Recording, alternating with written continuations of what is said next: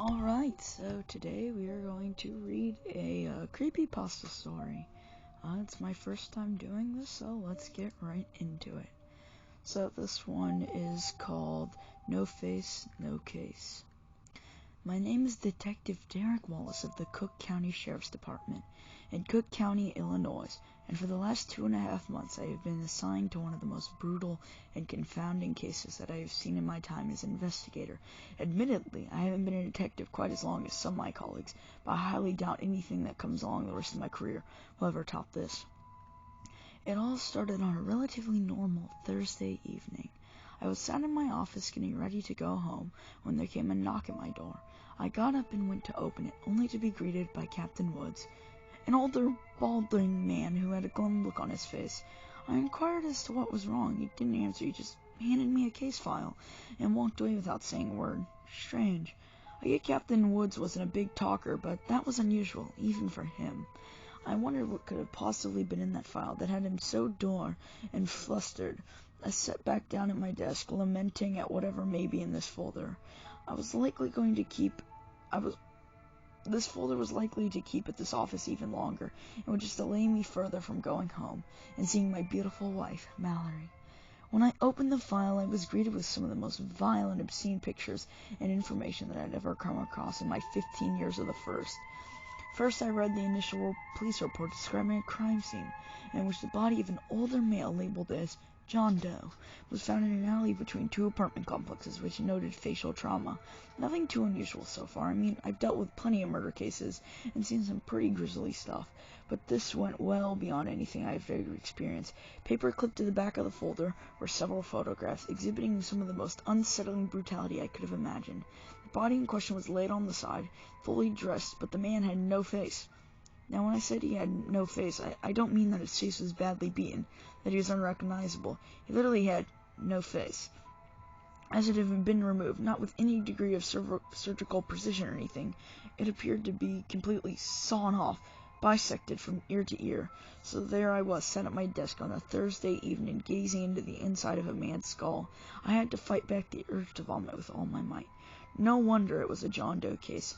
I thought it's kind of hard to identify a person when they don't have a face. I got very little sleep that night. It was extremely hard to fall asleep, knowing that someone who could do that to another human being was out there, roaming free. Over the course of the next 6 weeks. Several cases came across my desk that followed the same pattern. First was a woman who appeared to be in her 20s, found beside a dumpster outside of Evanston. Face seemingly axed clean off. Just like the first case, she too was left without a discernible identity. Next came the very confounding case. This time, an elderly woman was found dead in her bed in a nursing home with her face completely cut off. When I went to the nursing home to investigate, I asked the woman if she had any visitors that day. But the nurse at the front of the desk told me that she hadn't, or at least no one had signed in to visit her. One positive thing that came from it, however, was the identification. The victim was an 89-year-old Mildred Harmon, but without any positive IDs to the previous two victims, it was impossible to establish if there was any link between the victims. The fourth victim was a homeless man whose body was found in an abandoned warehouse in Chicago. While I haven't dealt with too many cases involving homeless people, I will say they're generally hard to identify under ideal circumstances, while with them generally having very few close social ties and family and all. However, this likely rules out the victims being related. They just seem too random and spread out. The final two victims were a couple found in a car, still trapped onto the front seats, in the parking lot of a strip mall in Schaumburg. We ran the license plate on the car, and it came back registered to a man named Eugene Lewis. Could that have been the man in the car? Hard to say without a face. However, when we looked into Mr. Lewis, we didn't find a record of him being married. So as to identify the woman he was with, we were at a loss. With one ID and a good solid lead, we looked into any possible relation between Mildred Hammond and Eugene Lewis. But there was none. There were just two random victims. It was after this discovery that we went to the newspaper and made our findings public. At first it seemed better to keep this quiet, but now it seemed to be getting serious. We warned the citizens of the greater Chicago area to be on the lookout for any suspicious activity relating to these attacks. Without knowing exactly what the murder weapon was, we advised people to remain vigilant for anybody possessing or wielding any type of sharp object akin to an axe or a saw blade of any sort. We concluded the press release with a plea for citizens to call our office with any tips or information that they had that lead to the arrest in this case. It was a little over a month before anything came out. In that period, no other bodies were recovered with missing faces. Figured our press releases may have scared off whoever was doing this. Unfortunately, just as before I was preparing to go home for the evening when my phone rang. On the other end was a woman who sounded a mixture of concerned and uncertain. She told me that her son and one of her friends were out riding their bikes around, admittedly trespassing on some land they figured they probably shouldn't be on. I honestly couldn't care less about some minor trespassing by some boys when we had a possible serial killer on the loose.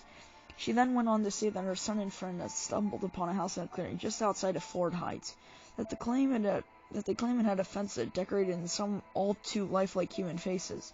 Now I've been called to investigate some very realistic and intricate Halloween decorations before, only to walk around having a good chuckle with the owner of the property, and usually my compliments on their work and craftsmanship. It was that time of year after all, but given the recent events, I decided to head down that way and see what there was to see. I asked the woman exactly where the house was. She said that her son told her that it was just beyond a clearing behind a neighborhood on the east side of town. So I packed up my stuff, got in my car, and headed out. It took about an hour and 20 minutes to find the place. What I saw that night was by far the most horrendously morbid thing I'd ever seen in my life as a detective. I approached the front gate only to see real human faces adorning the spikes of the gate, like some kind of sick ornamentation. The faces were in various states of wilted decay. They were mostly very well preserved, almost frighteningly so. But they were here. I was given a photo of Mildred Harmon by her family and had one of Eugene Hill after running his plate, and they were both where I recognized them. There was Mildred's gentle face upon this person's fence, and just a few specks over was Eugene. Next to him was the face of a woman. I could guess it was the woman who was found in the car next to him, but no telling, really. Next, I went out to the house armed with my gun, expecting the absolute worst. I knocked on the door, receiving no answer, so left with very few options. I kicked the door and entered and announced my presence, only to be met with complete silence. It was dark and extremely dingy, and it was an overwhelmingly acid odor. It looked as though no one had lived there in decades. I felt around the wall looking for a switch. When I flicked on there, it was something of nightmarish proportions. There were faces littered everywhere. I was only aware of 6 cases. Who were all these people? There were faces on banisters, on the sofa, the sink, everywhere. This time I couldn't hold it in, and I went outside and threw up on the front porch. I collected myself and went back in and searched the whole house from top to bottom. The place was utter disarray. One notable find was I found a bunch of discarded saw blades, so that just about lowers it down to what the murder weapon was. No sawzall, though. Something of note about the house was that it showed signs of the occupant, or should I say former occupant, having left in a hurry. There was a piece of toast still in the toaster and a bathtub full of now very cold, slimy water. The icing on the cake, however, was on the kitchen counter was a newspaper dated September 2nd, 2021, the day our press release was published, alerting the public to this person's crimes. There, my name and photo was prominently displayed on the newspaper in the psycho's kitchen. Whatever I thought, this person was long gone. I scoured every inch of that house and still couldn't find even the slightest hint as to who the person was that was doing this. It was frustrating, honestly quite perplexing. Usually suspects leave some sort of evidence behind. This person just seemed to be immaculately elusive. No fingerprints left behind, nor any hair fibers that could be easily distinguished from those of the nameless victims, and who knows how many victims this person had in total. Anyway, feeling defeated, I exited the house, hoping never to have to return. As I left, I called my findings into Captain Woods. When I got in my car and drove home, I pulled in the driveway around 11:30 that night. I went inside and poured myself a stiff bourbon and ginger ale. Figured I'd earned it after the day's events. I eventually went upstairs, did my nightly routine, and crawled into bed next to my wife. Mary must have had an exhausting day too, because she was totally cocked out. I'm talking no movement at all. Oh, I figured I'd tell her about it in the morning. Sleep was hard to attain again that night. Right before I drifted off to sleep, I had one torturously haunting thought. Despite all the faceless corpses that were found and the faces that were found to match them, we still had no case. Also, what's that whirring sound? Credit Stephen Allen. Alright, so that was today's one. I might do a Halloween one, or maybe I'll make it a part of this. Who knows, we'll see. But that was it for today as of now, so I hope you guys will enjoy, and tell me if there's any stories you want me to read, or if you want me to just do Halloween and holiday related stuff, or just random cryptids in general. Anyways, that was it for today.